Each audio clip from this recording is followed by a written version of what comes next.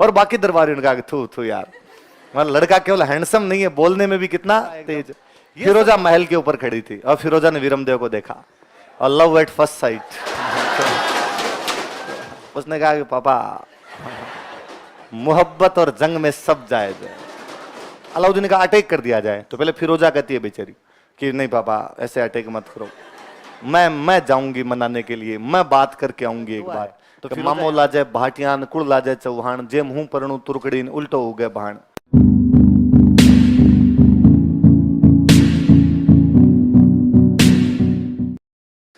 अपने वाल नैन सिंह ये कहते हैं कि साहब कन्नड़देव जब गया था तो कन्नड़देव के साथ में कौन गया था? वीरमदेव भी उधर गया हुआ था। और वीरमदेव बेहद हैंडसम राजकुमार था। उस समय जितने राजकुमार थे उनमें सबसे हैंडसम यदि कोई था तो कौन था? उस टाइम का रणबीर कपूर था ये।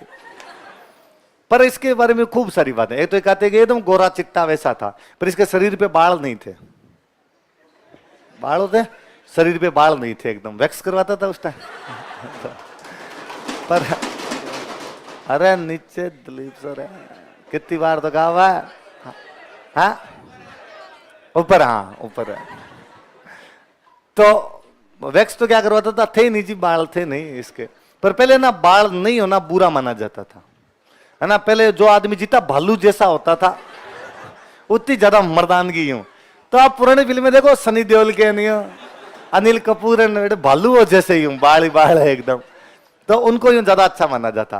पर ये वीरमदेव यूं हाजिर जवाब था, स्मार्ट था बहुत ज्यादा। तो कहते हैं एक दिन अलाउद्दीन के दरबार में बैठे हुए और अलाउद्दीन ने यूं बातों बातों में पूछा, कह रहे वीरमदेव जब बाल बांट रहा था भगवान, तू कहां चला गया था?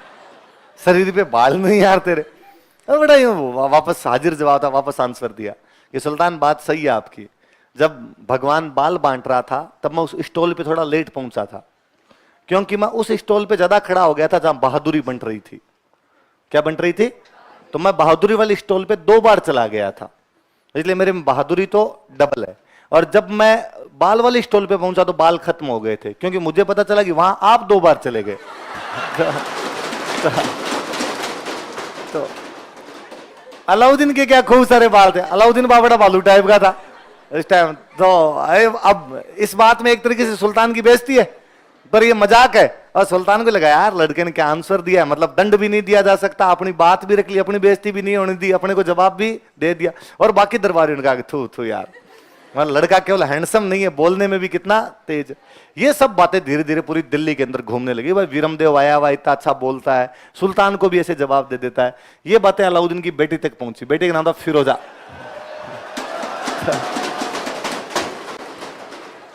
बेटे का नाम क्या था? फिरोजा तक पहुंची। फिरोजा की सहेलियां उसको कहती अरे बंदा है तो वीरमदेव है, बाकी सब। एक दिन वीरमदेव वो शरीर में हष्ट पुष्ट एकदम यूं नवयुवक की था उस टाइम। सुबह सुबह जिम जाके वापस आ रहा था, टी-शर्ट वीशर्ट निकाल के यूं रखी हुई, पसीना वसीना आए हुआ एकदम। फिरोजा महल के ऊपर खड़ी थी और फिरोजा ने वीरमदेव को देखा और लव एट फर्स्ट साइट। अब फिरोजा अलाउद्दीन के पास गई और उसने अलाउद्दीन को जागा कि डैडी मैं यदि शादी करूंगी तो किससे करूंगी? अलाउद्दीन का लाहौल विल्ला कुवत, गुस्ताख लड़की, ऐसे कैसे बात कर सकती है तू? वो दूसरे मजहब का है, काफिर है, और तेरी शादी काफिर से कैसे की जा सकती है? उसने कहा कि पापा मोहब्बत और जंग में सब जायज है। मोहब्बत यूं धर्म देख के थोड़ी की जाती है। अलाउद्दीन अब बेचारा, तो उसके फिरोजा की मां नहीं थी, फिरोजा की मम्मी जल्दी अर्ली एज में डेथ हो गई थी। अलाउद्दीन ने कहा कि नहीं, मैं उससे तुम्हारी शादी कैसे नहीं कर सकता। तो वो रोई। उसने कहा आज मेरी मम्मी होती ना तो पक्का कर देती, और आप मेरी बात नहीं समझते हैं। तो अलाउद्दीन को लगा कि यार बिना माँ की बेटी है ये, तो अलाउद्दीन का ठीक है कर देंगे, तू रो मत अपने। वो कन्नड़ देव के पास आया। कन्नड़ देव को उसने आका भाई मैं मेरी राजकुमारी फिरोजा की शादी तुम्हारे बेटे वीरमदेव से, ये दोनों बाप बेटे करना नहीं चाहते थे, ये दोनों करना नहीं चाहते थे। तो उसने अब वहां तो मना कैसे करे, वहां कन्नड़ देव वीरमदेव वहां मना कर दे तो सुल्तान शाम से पहले पकौड़े बना ले दोनों के, तो उसको अलाउद्दीन खिलजी कहते थे लोग। तो इन दोनों ने कहा, पहले तो इन्होंने वैसे बहाने बना, अरे यार आप इतने बड़े राजा हो और हम यार छोटे मोटे राजा हैं, अपने में रिश्तेदारी थोड़ी हो सकती, रिश्तेदारी बराबर वालों में होती है। अलाउद्दीन ने कहा कि नहीं नहीं, वीरमदेव अच्छा लड़का है, पूरा इसको हिस्ट्री याद कर रखी है, ज्योग्राफी भी याद है इसको, एकदम पहली लाइन से मेवाड़ के प्राचीन नाम से लेके पूरा सुना सकता है ये। और मैं तो किससे करूंगा, वीरमदेव। तो इन दोनों ने फिर बहाने बनाए। इन दोनों ने कहा कि हमारे पास पैसे नहीं है शादी के। तो अलाउद्दीन का पैसे कितने ले जाओ, पैसे क्यों चिंता करते, इन्होंने कहा तू पैसे दे पहले। अपने वाले राजस्थान वाले मांगते थे, बड़े पैसे ले आते।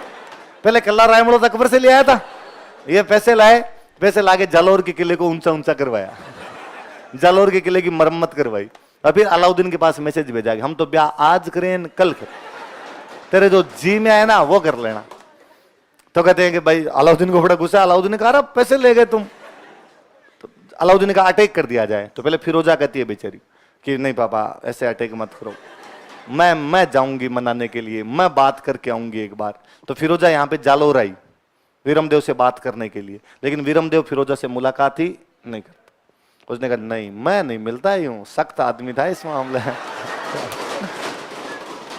फिरोजा वापस चली जाती है। फिर फिरोजा की दहाई माँ थी, दहाई माँ समझते हो, गुलविहिस्त। दहाई माँ का नाम क्या था, नोजूबाई, पन्ना दहाई, गोरा दहाई, ये सब दहाई माँ थे। तो वैसे मैंने बताया मम्मी थी नहीं, तो उसके दो दहाई माँ थी, उसका नाम क्या था, गुलविहिस्त ने कहा कि तू रो मत, मैं बात करके आती हूँ एक बार। गुलविहिस्त यहाँ पे आती है, जालौर आती है। वीरमदेव ने कहा नहीं मैं शादी वादी नहीं करूंगा। वीरमदेव का बहुत अच्छा सा एक दुआ है कि मामो लाजे भाटियान, कुड़ लाजे चौहान, जे मुंह परणु तुरकड़ीन, उल्टो हो गए भाण। कि भाटियों में ननिहाल था उसका, तो मामो लाजे भाटियां की, यदि मैं ये शादी करता हूं तो मेरा जो ननिहाल वाले भाटी है वो लज्जित होंगे, कुड़ लाजे चौहान, मेरा जो कुल है चौहान वो लज्जित होगा। जे मुंह परणु तुर्कड़ी, ये तुर्क थे, तो यदि मैं तुर्क कन्या से शादी करता हूं तो उल्टो हो गया भाण। भाण मतलब सूर्य, यदि मैं तुर्क कन्या से शादी करता हूं तो सूरज उल्टी दिशा में उगने लग जाएगा। मतलब न तो सूर्य उल्टी दिशा में उग सकता है, ना मैं इस तुर्क कन्या से शादी कर सकता हूं। अपना चिट्टा चिट्टा ना है, साफ साफ मना है, मैं तो ब्याह नहीं करूं। गुलविहिस्त वापस चली गई। फिर और कोई इलाज ही नहीं बचा था। फिर कहते हैं फाइनली अलाउद्दीन खिलजी बहुत बड़ा आक्रमण करता है। तो नैणसी कहता है इस आक्रमण का कारण ये अट्रैक्शन था। यदि वीरमदेव फिरोजा की बात मान लेता तो ये आक्रमण नहीं होता।